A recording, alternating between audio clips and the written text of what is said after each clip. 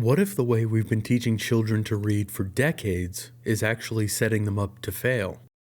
Despite being a fundamental skill for learning and personal growth, literacy rates across the United States remain alarmingly low. Over 50% of American adults can only read at or below a 6th grade level, a staggering statistic that highlights the long-term impact of failing to teach children how to read properly. At the heart of this crisis is a disconnect between what cognitive science tells us about how children learn to read and the teaching methods that have been widely adopted in classrooms. One of the most influential yet flawed approaches, Lucy Calkins' balanced literacy, prioritized unproven philosophies over evidence-based practices, leaving generations of students without the necessary foundation for success. First, some definitions. Phonics is a way of teaching reading that helps kids learn the sounds each letter makes and how those sounds come together to form words. The main idea is to help students sound out words,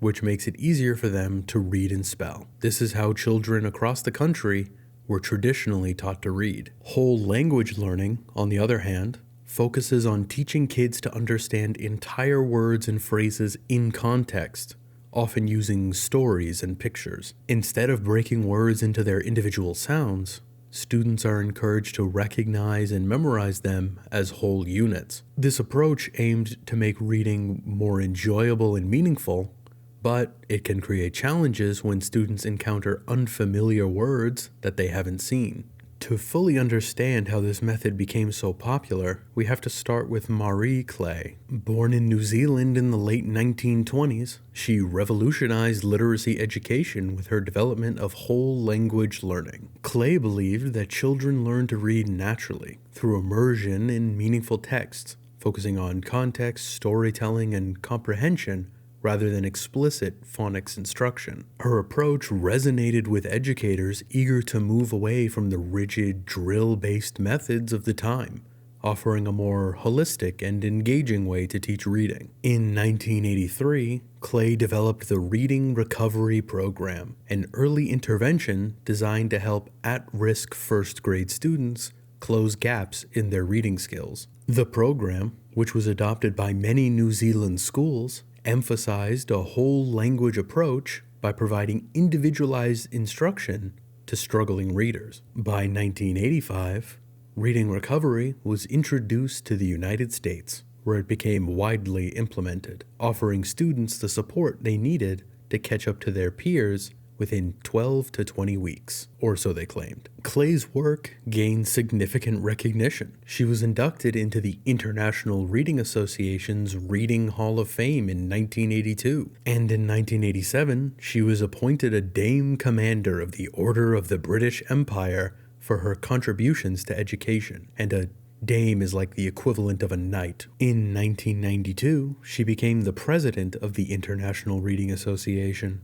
further solidifying her influence in the field of literacy education. So, as you can tell, Marie Clay was a big deal, both in her home country of New Zealand and in the United States. However, in the 1980s, new research into how children learn to read began to challenge her whole language approach.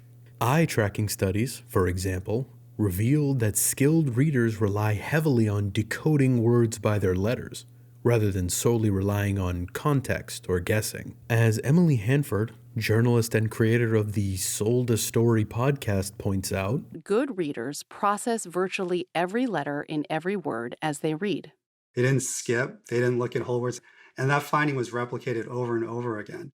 Eye tracking studies showed that good readers rely on the letters to know what the words say. By the 1990s, it became clear from these studies and other research that Clay's whole language theory didn't align with how reading actually works. You'd think the story would end here, right? The research is out, numbers crunched, stats publicized, whole language is out, and phonics is back in. But whole language was still widely practiced and celebrated up to just a year ago, and it's in no small part because of the efforts of one person. Lucy Calkins was somewhat of a superstar in the education world. She created the immensely successful Teacher's Workshop that preached the gospel of whole language learning, where its romantic notions of children being natural readers took the hearts and minds of thousands of educators. To give you an idea of how far her adoration went, here's another excerpt from the Sold a Story podcast. Just a young mind trying to learn through Lucy Calkins, the writing guru. Songs have been written about Lucy Calkins, like this song a teacher posted to Twitter. Now in New York, we want to follow her. Looking past the weapons-grade cringe of that clip, we can see just how pervasive Calkins' influence was. In fact, it's estimated that nearly 1/4 of U.S. public elementary schools use her program. Now the question becomes, why? Why was Calkins not aware of the research being done on the very subject she was creating a curriculum for? The answer, in my opinion, lies in a combination of idealism, oversight, and personal gain. Calkins, captivated by the romantic ideals of the whole language approach, ignored the growing body of research highlighting the importance of phonics for literacy development. She was selling a vision, and it was a vision that worked for her. The curriculum Calkins created was adopted by schools nationwide, bringing her fame and financial success through educational conferences, books, and training programs. This widespread adoption, while lucrative, made it easier for her to overlook critiques of her approach, as her position and influence within the educational community grew. Calkins' failure to seek out this opposing research wasn't just a simple oversight. It was a choice that allowed her to maintain her influence in the field, feeding into her professional success at the expense of children's literacy outcomes. The irony is hard to miss.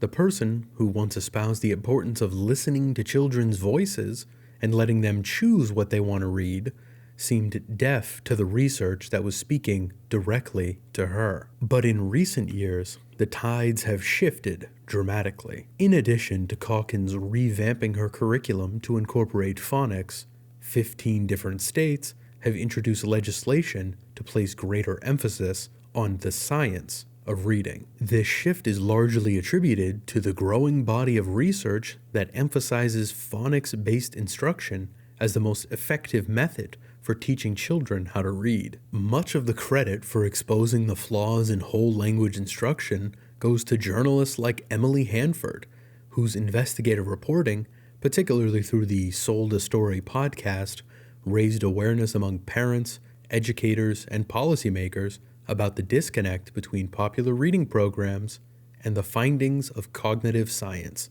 As a result, educators are increasingly embracing research-backed methodologies that align with the science of reading, rejecting outdated practices like whole language in favor of structured literacy programs. While the road to improving literacy in America has been long and filled with setbacks, there is now a clear path forward. However, this shift is only the beginning. The growing understanding of how the brain learns to read provides a more effective approach, but it's up to educators, policymakers, and us to champion these changes and make them accessible to all. Okay, so it's time for the little powwow that I do at the end of my videos. So I wanted to start off by saying thank you so much for the people who watched the previous video and especially those who left feedback. That was really, really helpful, and I just wanted to quickly go over the things that I changed from last time. So number one, I tried to remove a lot of the repetition that was present in the previous video and really just tried to keep the video moving forward with new information and trying to keep things engaging.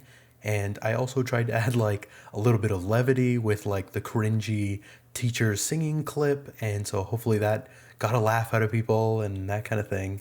I also wasn't 100% sure what background footage to use for this video because it is very like different from what I normally do. Like it didn't really relate to a video game at all. It was purely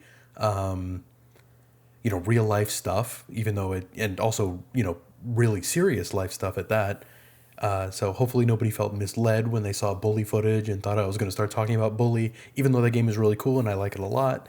But if you made it to the end of this video, thank you so much for watching, and please like and subscribe if you enjoyed it.